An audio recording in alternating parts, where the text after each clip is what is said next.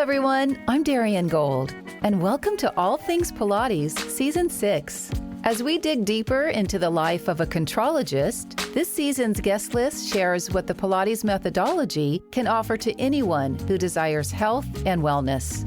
On this show, we'll explore, seek, and investigate what's possible when we incorporate contrology into our lives. One of the most well-received episodes from last season was with John Vignola. And if you haven't heard his first interview, briefly, he spoke about his journey from a severe back injury in the 1990s to taking a chance with the Pilates Method. He saw many specialists who helped a little or not at all. Then, with a few little nudges from me, his sister-in-law, he discovered the power of the method and how it helped him become pain-free. Today, he's back to talk about his full recovery. Hello, JV. Welcome back to the show. Hi, Darian. Thanks for having me back. This is a real honor. Well, straight up, how do you know for sure you are fully recovered? Darian, that is a great question because it is very difficult to answer. And you didn't have an aha moment. No, there is no such thing as an aha moment with a long-term injury. It's very difficult to determine when you have a long-term injury or illness when you are fully recovered. And Darian, I know you can relate to this because you had long COVID, and so the recovery is long, slow, and unsure, and I'm sure you still have a lot of questions, so you can relate to this. The reason is because the recovery is long, the injury has been around for a long time, and so it's hard to grasp. Your mind is hard to grasp how long it's going to take to recover. And in my case, it took a long time to just recognize it because in my case, it was there.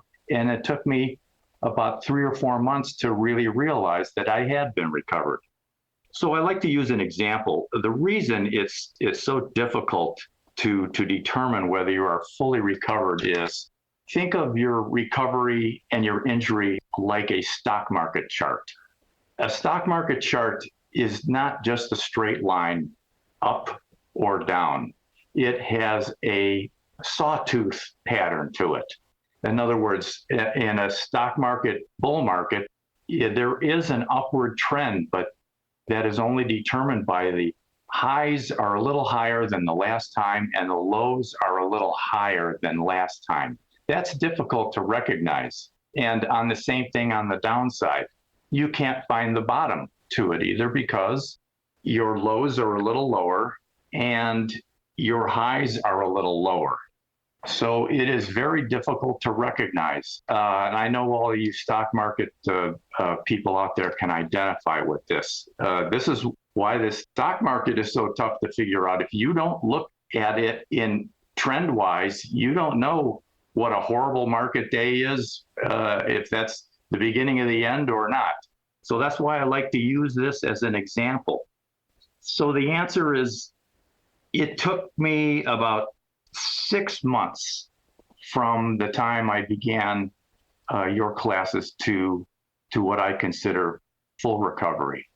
And it was a very slow awakening. And I think this is because when you have an injury, your mind builds what I call a mental spreadsheet on your injury. You've been living with it for so long that your mind kind of knows by intuition if you're getting a little better or a little worse, but it's not all right in front of you at the same time. But it can tell you, uh-oh, this is bad, or oh, this is good, because your mind has memorized, in my case, 20 years worth of the injuries, all the scenarios.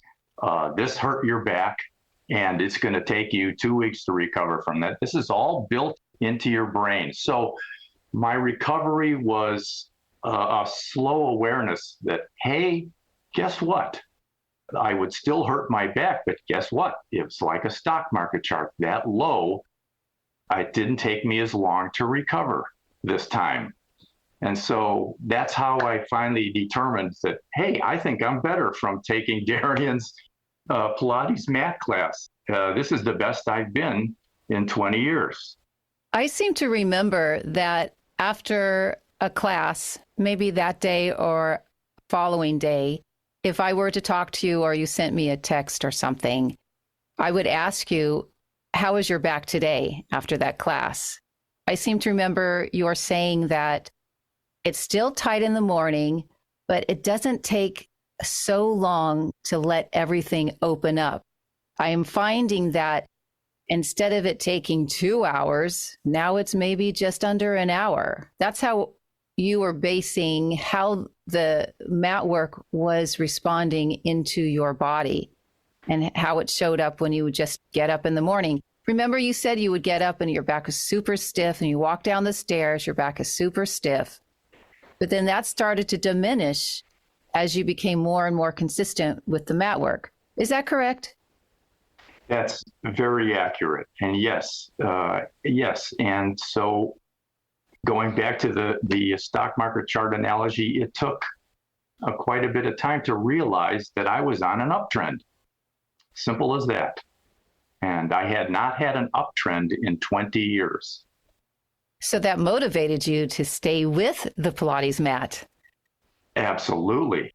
Absolutely. The motivation became fierce and ferocious because I had finally grabbed onto something that was working.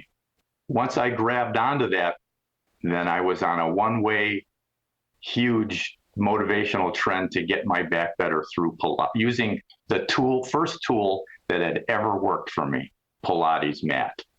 Isn't that amazing?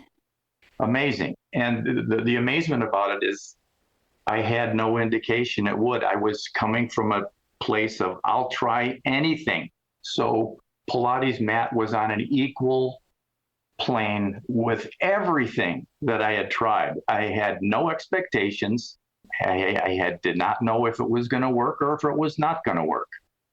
So it was a very pleasant surprise. You're saying that 6 months, using the stock market analogy, the trend you could see on the chart, it kept moving up and up and up, and maybe a little dip, but then you kept going up and up. So after about 6 months of that, this is now, I don't know, in 2022 maybe?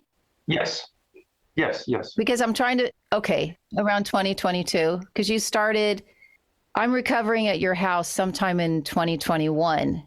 And I remember we would all go for a walk. Santa Cruz County is gorgeous, so it was always brisk and sunny, and we walk near the water. And we could only walk as far as I could handle. I remember that. One time, I think we might have walked 10 or 15 minutes. I said, I have to go back. It was really scary because I didn't know if my lungs would be working for me to get back to your house and feel safe. But once we would come back to your house, we always went out onto the deck in the sun and started stretching out. And I think that's in the beginning, you had asked me or you had watched me do some of the mat work.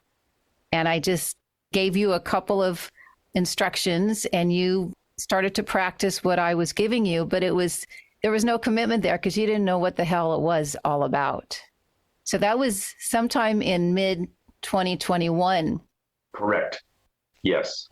And then in 2022, so now you've had some mat work, you can tell that something is happening, even though you can't necessarily describe specifically where in your body. You just know you're measuring based on how your back is when you wake up in the morning. Yes.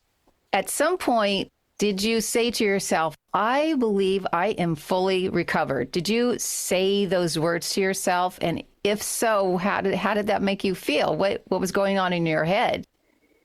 Yes, it was very epiphany-like, to use that word as an example. I literally woke up exactly like you describe it. It was like an afterthought. I woke up it dawned on me. And, now that I'm thinking about it, it makes perfect sense because you have some of your best thoughts in the morning, right when you wake up. Your head is clear and you're not bogged down by all of the daily things that are yet to come. So you've got a free open space in your mind. That's when you get your best thoughts. And that allowed that epiphany to really shine. Hey, my back is feeling pretty good. I've noticed that I've been getting better. Yes, it happened in the morning after I got up. Correct. It was like an afterthought, so that maybe when you got up, maybe one day your attention wasn't on your back. Your attention was, I'm walking downstairs and having my green tea. What's that called? Matcha? Matcha. I'm having that bitter, god-awful thing that you have to put a ton of sugar in to make it taste good. But your mind is on that.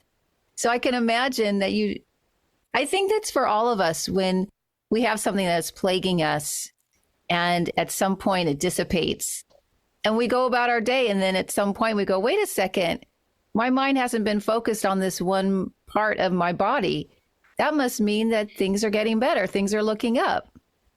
Yes, that's exactly how it happened. And there's a little bit of irony in that I track everything so hard in my life. I'm a constant note keeper and record keeper. I'm crazy about stats. Love it. I love to do it. I write out my day plan every day before we start.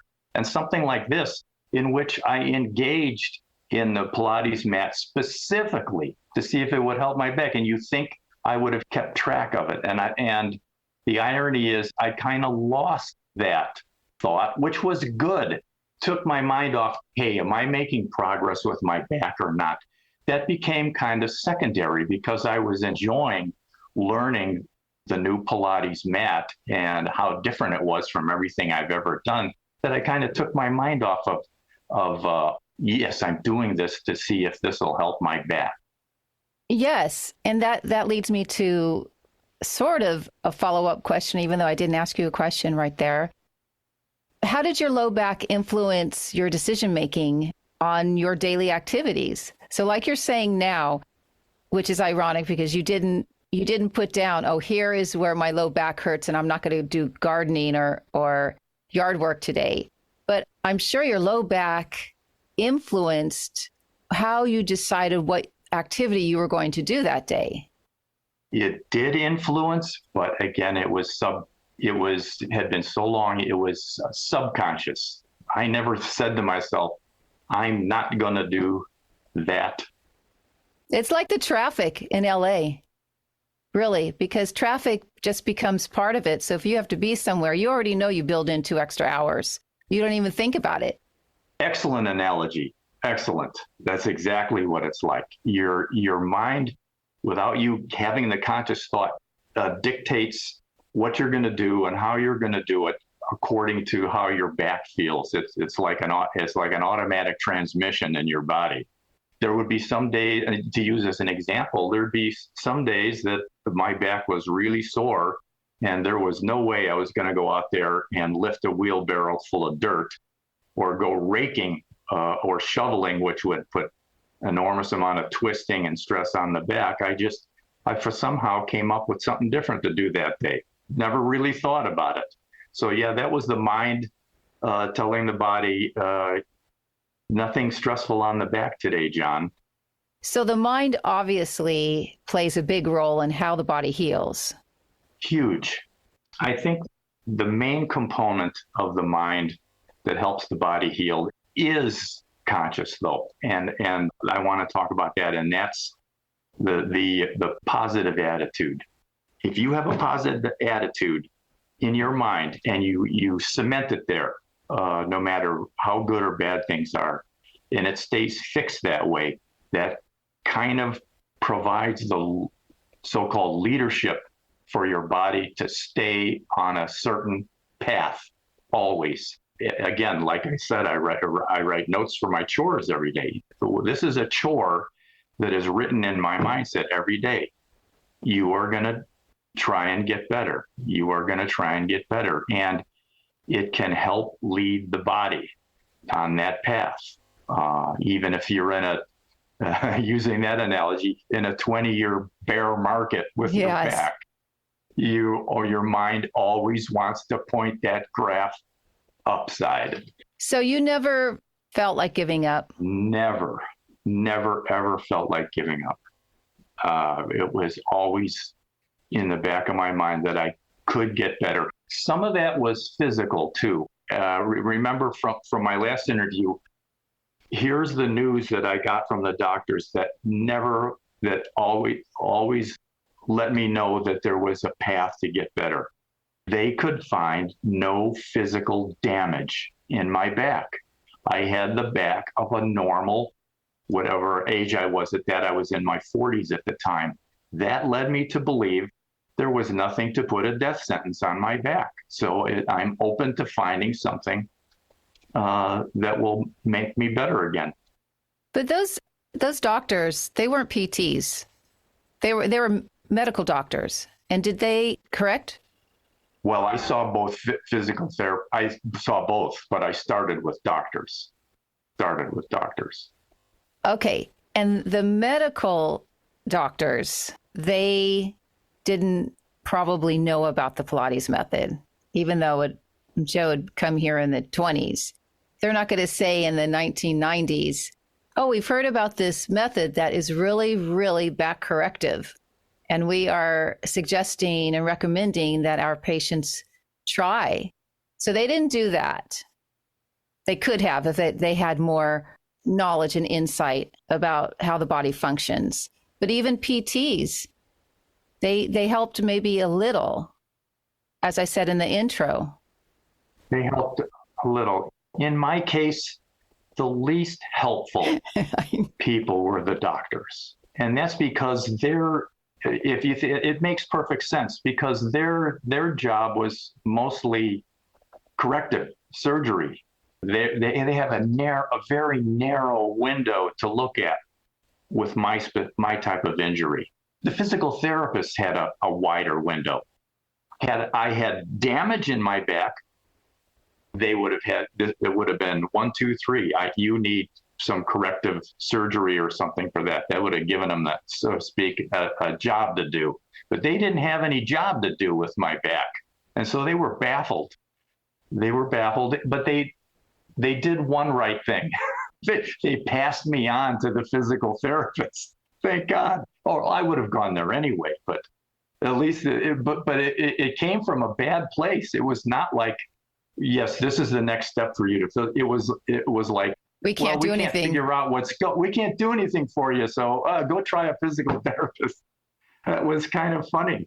But you didn't feel discouraged. Never. And that's part of who I am. A different person might have.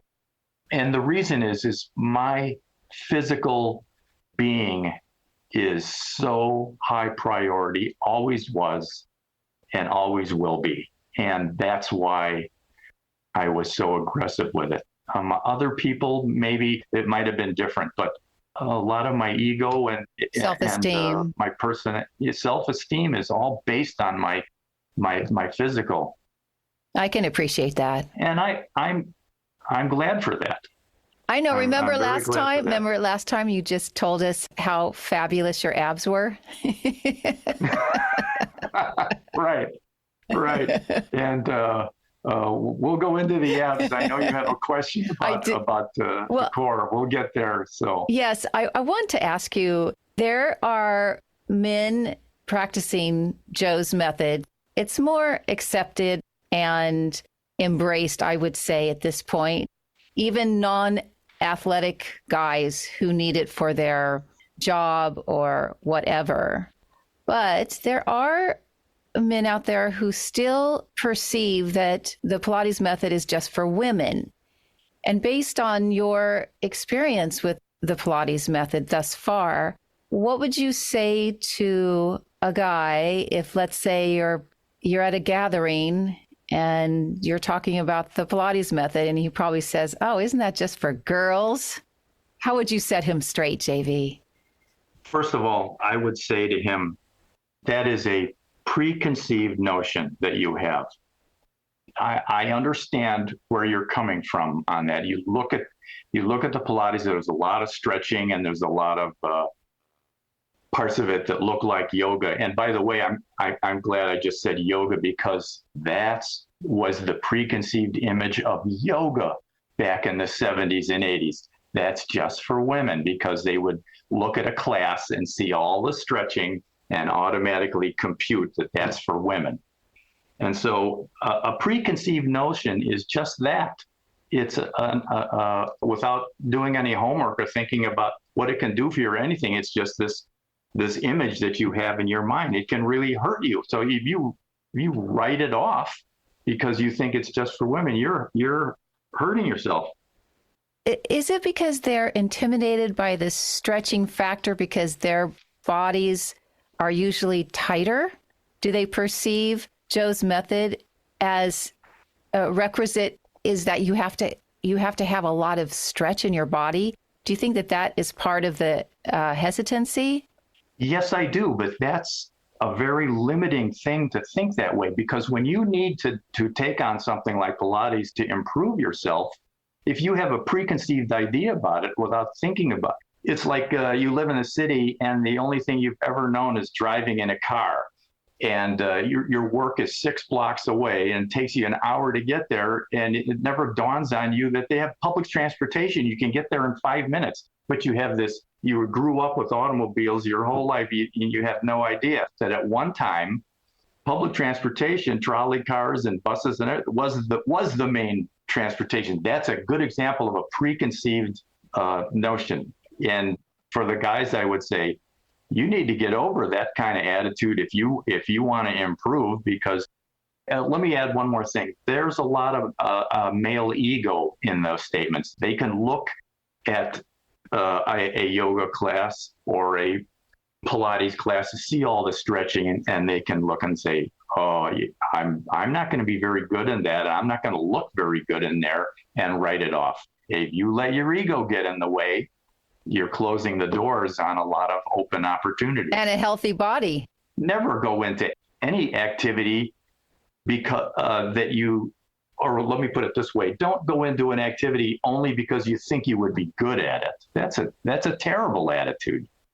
That's a very narrow road to go down. You're never going to get better at anything if you're only going to pick things that you think you're good at. Very narrow. Okay, men out there who haven't tried any of the mat work, let alone the apparatus. Speaking of the mat work, would you like to speak about the weekly men's mat class that you are enjoying? Yes, I'm loving it. Let's go back in history a little bit. And I jumped right into the fire. And this is a good follow-up to what you were just talking about, the men with women. I started off with all women in the class, and it was very intimidating because Pilates mat plays to a lot of women's strengths that men don't have, AKA flexibility. And so if you do a direct comparison to in this between men and women are going to kick your butt, because in general, unless you're a male ballet dancer like Baryshnikov, you're not going to be as flexible as the women. And so if you have that kind of attitude, you're always going to be dejected. In other words, when I was the only guy in a class full of women, I got my butt kicked every week.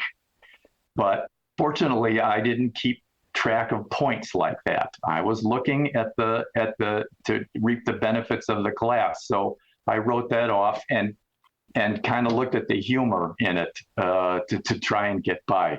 But I have to admit, it was very frustrating because not everybody, all the women in the class were much better than me every week, with a very slim chance of me ever getting as good as them.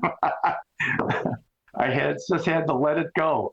So to follow up on your question, Darian finally offered a men's class with all men in it. And I'll have to say, I was kind of relieved.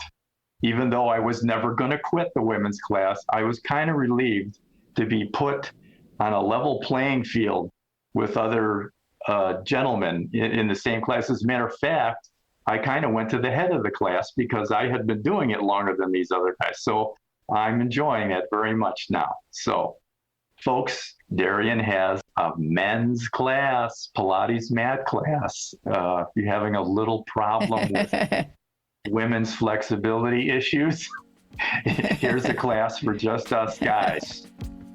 Hey everyone, want to level up your teaser? When I'm not interviewing or editing, I'm helping students just like you get to the next level. If you'd like to understand the Contrology technique, come learn from me, whether online or in person. Just know I'm here and happy to help. Now, back to the interview.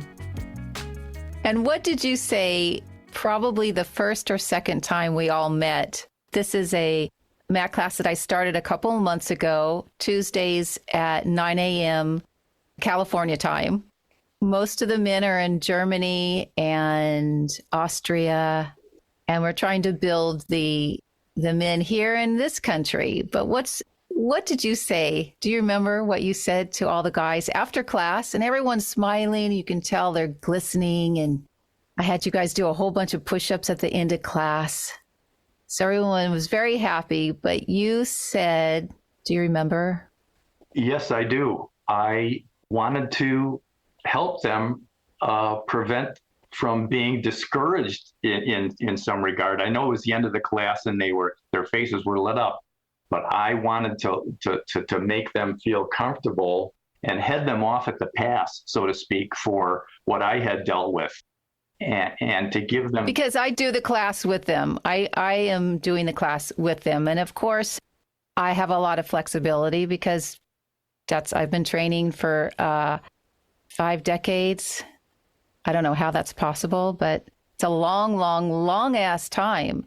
And so you wanted to make sure that they weren't feeling how you were feeling with other women and their flexibility. You wanted them not to feel discouraged just because I think you used the word compare. Don't compare yourself to Darian. That's exactly what I was doing. I didn't want them to go through what I went through, although I dealt with it very well. I wanted to give them perspective right off the bat. Don't be comparing yourself with Darian, especially in the flexibility department. And I gave an example. I said, we men look terrible with the one movement specifically that Darian does.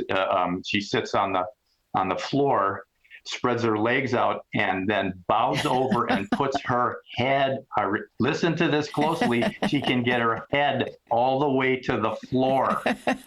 Now, compare that with the guys, or let's just talk about me. I've been with this class for, maybe going on 2 years now.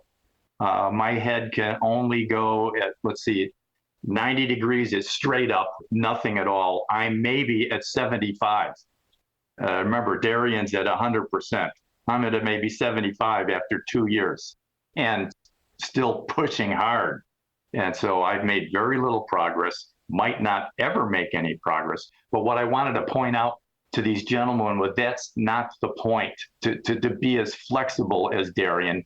Just try your best for whatever level you can get to and always try and get a little bit better. The point being that you want to reap the benefits from these flexibility moves, not to try and replicate exactly the position that Darian has, because you're never going to get there.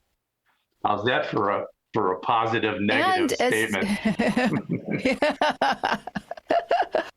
As well as the strength moves, because it takes flexibility to find the length in your body so you're in a correct body position for doing a strength move, i.e. a push-up. You can't sink in your low back, so that requires length out of the back of your body. So it's not a separate experience with flexibility. It's just that if your body has movement and has the ability to elongate, it makes accessing the strength that you have inside potentially light up. Yes. Is there anything that you want to follow up with? asking me a question about the class in general, or? Yes, Darian. I am a 50-year gym rat, and I go to the gym 4 times a week. And I have noticed, this is recent, this is within the last 6 months or so, my gym has a battery of trainers in there. So if you sign up for our gym and you're a beginner or you want to make improvements, you can sign on with a trainer, male or female. Most of them are very young. You can tell they're just off college, or they're going for a degree in that physical therapy or something like that. What I have noticed, and this would have only happened because I've been taking your class, awareness. I've noticed that a lot of the moves that they're teaching Similar. their students are very Pilates-esque, mat Pilates-esque. So that got me to thinking, where that means that these trainers are being taught some Pilates moves and Clearly. they're passing it on to their students. Yes. So, Darian, this is what I wanted to ask you. Where are we with Pilates and the giving perspective from the beginning to now? Where are we with Pilates? And I like to use compare it with, like, say, yoga, which yoga was just, you never even heard the word in the 1960s. It started coming on in the 70s. It exploded in the 1980s. And it has grown ever since, and it is commonplace now. Where is Pilates in that scheme? Okay, that's a good question. That's a broad question. The first thing that comes to mind is if you have a mat and you have space in your home or in the park, if you have a place to put your mat, you have the ability to practice contrology. And if people have listened to any of my episodes, there are so many approaches to Joe's work, whether it's very traditional, there's a very specific order, there's Joe's 34 exercises, and then there are iterations of those 34, and you might end up doing 100 exercises. So I think it's important to understand the root of Joe's methodology. And the more you practice, the more you can see hints of yoga and acrobatics. You can see it. And he was a gymnast, as you and I both were. So we can identify with that kind of physicality. I think Joe's method is still on the rise. I don't think it's really hit its peak yet, as yoga maybe did in the early 2000s. It's what people perceive the Pilates method as what it is to them. And everyone has sort of a different interpretation. I think that there is probably, you might compare it more to Ashtanga yoga. It's a very strong practice.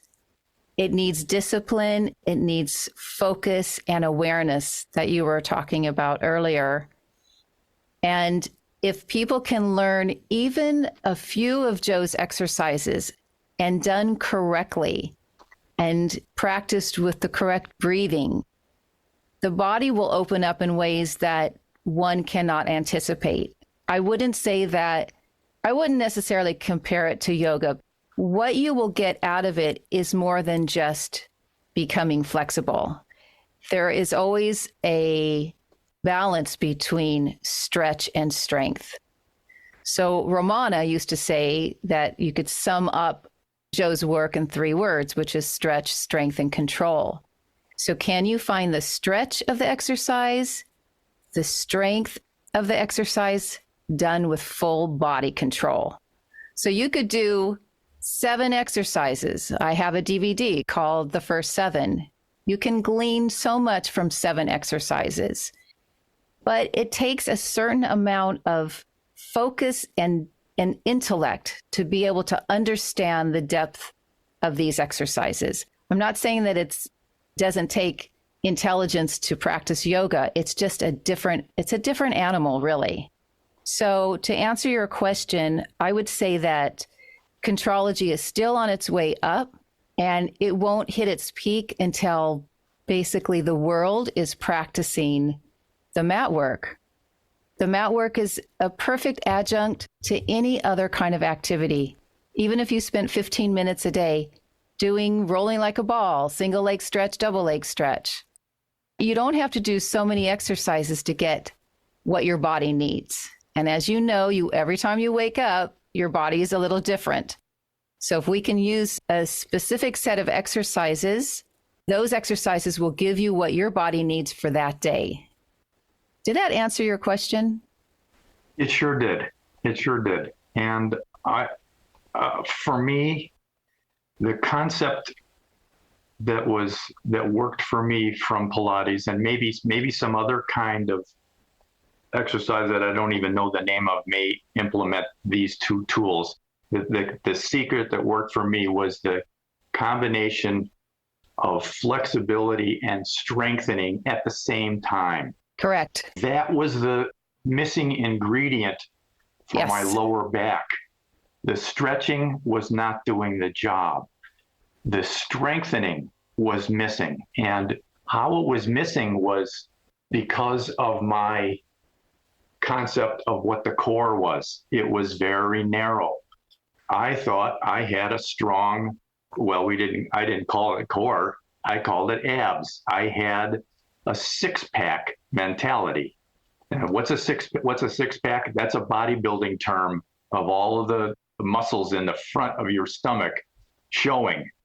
I have always had a six-pack, and I considered that. And I'm proud of it. And proud of it, right? Right. Typical bodybuilder. What do you do when you go into the gym? Lift up your T-shirt right in the mirror and look at that six-pack. Yep, everything's going good. And that mentality is what kept me from getting better with my back, because it's more than the front of your stomach. And that's what was so humbling about the Pilates, because it focuses on the whole core. And I found out the hard way that my six-pack was not so strong. My six-pack was only crunches, which I could do a million of, but that's not enough to strengthen your back or your core. So that learning experience opened up the door to heal up my back. Full body. Right, to go from six-pack mentality to core mentality, whole body. Right. And it was black and white, immediately found, because I literally could not do some of those moves that you did that were core. I couldn't do them. And that was astounding to me, because I thought my abs were strong. I literally couldn't do some of these moves. But it also provided starting from ground zero, it gave me the typical attitude that I have is, okay, you can do those, I can do those too, except I was starting from ground zero. So it was a great, looking back on it, that was a transformative experience for me. And maybe, speaking of other men's experiences and why they may not feel ready emotionally to try the mat work, is perhaps they don't live in a state of humility. So it's uncomfortable to feel humbled. You need to go into a state of humility to get out of a long-term injury, or to start something new that you have no experience with. It's a necessary tool. Humility is a necessary tool to open. Yes, it really is. I'm glad you said that. If you have a hard time with that, you're gonna be narrow, dude. So JV, in closing, I know that many listeners who listened to your first interview and now listening to your second, and I know they're thrilled that once again, Joe's method has helped somebody truly heal their body. Is there anything that you would like to add to how you are in the world now, how the mat work has helped you perceive your body and what's possible out in the world, and what that experience can do to help others who haven't yet had that experience. Anything that you would like to add? Yes, and I give me a while to answer your question because it's okay, everybody, you got to sit like back, get yourself a glass of wine. I would like to start very broad, and then I'll narrow in on what you are asking. And I want to do that on purpose because that will help give perspective. And I need to go back to this story that the people that heard my first interview might remember, but for those people that didn't listen the first time, it's necessary for me to go back to that story to add on to it, to say what I want to say here. When I was in high school or a freshman in college, late 60s, early 70s, I was a very young laddie, full of confidence, very young, very strong, physically strong. I was at a party and I was in a swimming pool with my friends at my friend's house. His father's friends were there also. And it got to be near the end of the night. And I ended up in a swimming pool with just this one elderly gentleman who was very quiet. And he was in his late 70s, early 80s, is my guess. And he didn't pull me over. We were both in the pool. He said, he had been very quiet, and he said to me, "Young man, I want to give you the best piece of advice you're ever going to get in your life." He said, "I am very wealthy. I have all the money I could ever want." He said, "I would trade all of it in a heartbeat to feel good again," because he was not in very good physical condition. You could tell he was ill. He was slumped over. His physical condition was bad. He said, "I ruined my health building my business." And he said, "Don't make that mistake. Take care of yourself." And that stuck with me my whole life. I never forgot that. And I occasionally revisit that moment. And for this interview, I want to add on to it because I've had some further thoughts about that night. And the thoughts are this: he did not have all of the new technology, the new medical, the new physical, all of the new things that we've learned in plus 50 years. He didn't have any of that. And so he was working from a place that the best he knew. He only had regrets at the end when he supposedly thought he didn't take care of himself. But those people from that generation, I'll put his generation, he was early 20th century.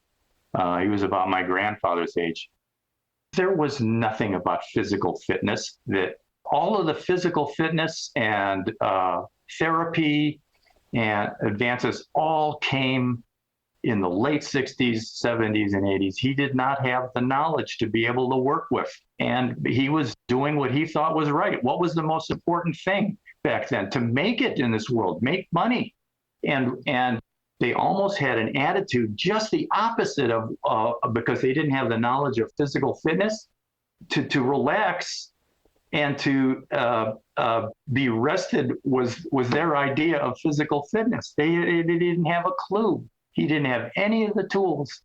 I'm sure that he had the knowledge that we have now, he would have taken better care of himself, because it goes off like a bullhorn every day to us.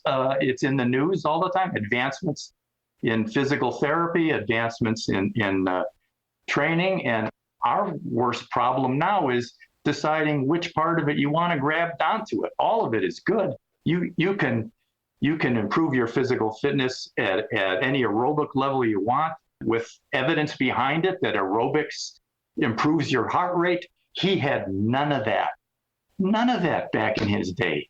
So what's the moral of the story?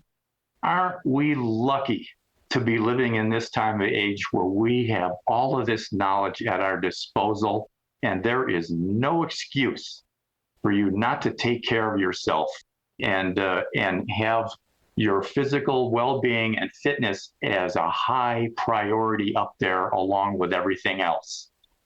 That old man, that old gentleman didn't have that opportunity. And so that's what I wanted to say. And so we have all the choice in the world right now. I mean, your worst problem right now is which one you're going to choose. What a great problem to have. And the results are physically evident today. You look at a gentleman like him that was in his late 70s or early 80s or later in those days, 98% of them were hunched over. Why? Because there was no concept of strength training. You just gave in to your natural body cycle, which is you start to lose muscle mass when you get older. What happens when you lose muscle mass? You lose your spine control. You hunch over. You didn't have any of that at the time. Now you see quite a bigger percentage of older people that have very good posture. Why? They're keeping their muscle strength up. They're keeping their back supported with muscle strength because they know now. And so that's what I wanted to say. Pick Pilates, pick something. Stay in shape. It's right up there. It's, for some people, it's the most important thing. There's nothing wrong with that. But don't pick physical fitness just to live longer. Pick it to have a higher quality of life while you're here. It's huge. It starts showing up in your 60s, your higher quality of life, because your muscle mass starts deteriorating in your 60s.